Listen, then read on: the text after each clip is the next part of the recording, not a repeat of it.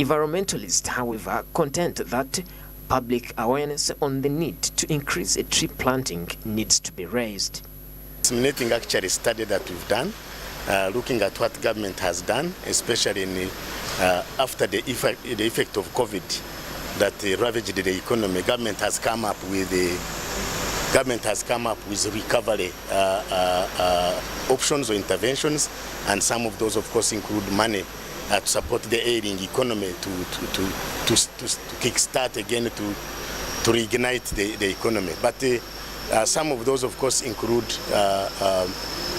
government is attracting foreign direct investment industries to come.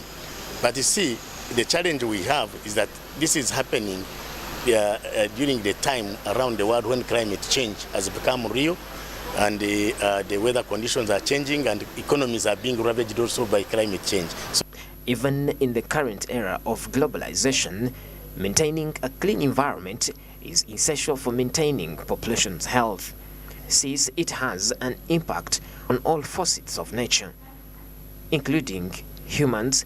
Therefore, improving air quality is a key objective of environmental legislation. Stakeholders are now requesting that government lower the charges it levies on gas cylinders so that Ugandans can switch to using gas and lessen the need to clear trees for fuel. And has the capacity to stop. It has the capacity to stop the cutting down of trees by removing taxes on the gas tanks. If the taxes on the gas tanks are reduced, the appetite for the charcoal in the cities diminishes. Government should now address them so that together, now we are talking about government, civil society, private sector, working together to kickstart the economy, conserve the environment, to transition this economy to a green economy that is fair, that is inclusive, that respects, that understands that nature has a limit, so that we can have sustainable development.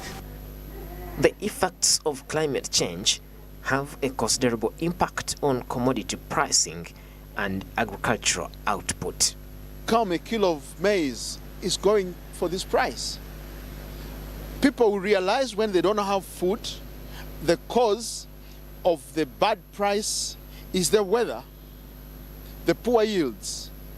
So when you realize that the price in the markets are non-friendly, you'll question yourself. When you question yourself, you'll work it backwards. Then you'll go back to climate and say, oh yes, I need to plant trees. Yes, I need to save this environment. Yes, I need to conserve this.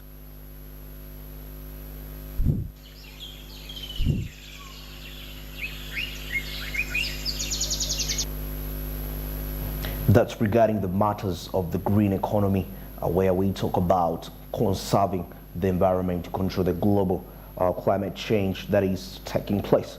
Now let's cross over to the art industry in Uganda as the government commits to supporting the industry from within the Ministry of Gender and Labour and Social Development. This was stated by Peace Mutuzo, the State Minister in charge of Gender and Social Development, at the opening of the 4th estate. Let's have the details of this report. This event on launch of the 4th heritage is unlocking the brains, trying to figure out where we went wrong, why we are not where we should be, and not fixated to blaming anyone, but to start a step in forging a life ahead of us by identifying ourselves as Africans and also creating space for being better and the best of what we can be. I can give to them is to realize there are industries that cannot support themselves. You know, in every country, subsidies are given to industries that are not economical. So I really believe the government should have subsidies for writers in our society, because I don't think in Uganda you can have a contract to write. At least in the UK, in developed countries, if you have an idea, someone can give you money in order for the book to come out. But here, Ministry of Gender, Labour and Social Development, which is also responsible for public libraries, does support the initiatives of writing. And especially when you're writing about mindset change and the social development. Under the National Development Plan 3, we have a plan to give resources, not only for industrialization, but also for innovations, any innovation that comes along. We have reserved some resources to support innovators, including those who are writing, because once you write something properly in a right pathway, it can open potential for many other people. So we shall support those that are interested into writing.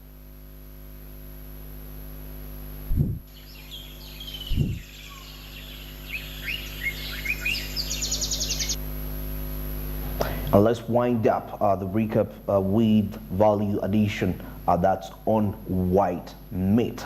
According to the report, in an effort to boost agriculture, many programs have been developed to increase the demand for white meat. That's by giving young people skills for value addition and creating a supply chain that connects rural urban areas.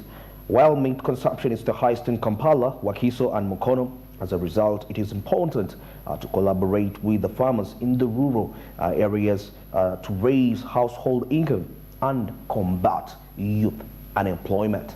The details. Each year, 65,000 graduates from various higher institutions of learning flood the job market, yet they often struggle to find positions that fit their professional specialties. Since 64% of Uganda's youth are unemployed, Professor Goodla has taken the initiative to train them in value addition and supply chain. We have a reach of 112,900 youth that are value chain linked on the white meat value chain. It gives us an opportunity to train other people out there, especially youth, to know how we do what we do so that they can find an opportunity to join us. To give an opportunity to those young people especially who may want to learn but they didn't know where they could go to learn. White meat is available in Uganda in a variety of forms, including fish, rabbit, pork and chicken, all of which are sold in various urban outspots. Youth receive training in value chain that runs from rural to urban areas. When value is added onto the meat, even the prices keep changing depending on the value added. For example, when we look at broiler chicken, from farm it is 10,000 shillings. Undressed chicken goes for 12,000 shillings. Packed chicken goes for 18,000 shillings. Deep fried or roasted chicken goes for 25,000 shillings. Minced chicken goes for 20,000 shillings a kilo.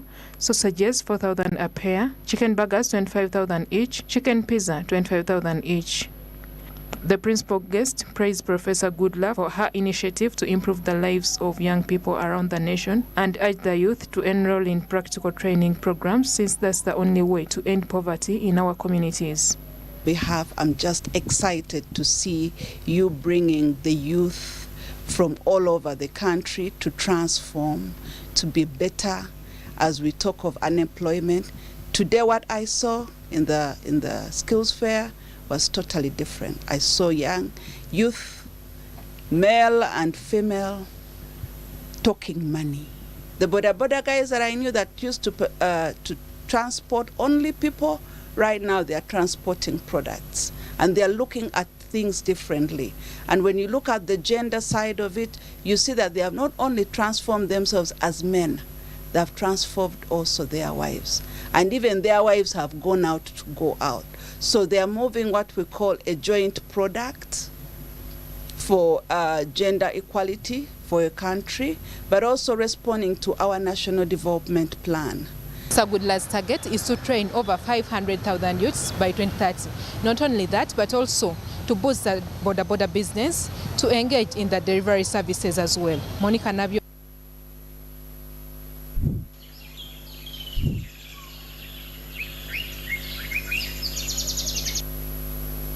That's regarding value addition onto the white meat. And that's it for the news recap. Let's get into a short commercial break. We'll return with more business. Good morning.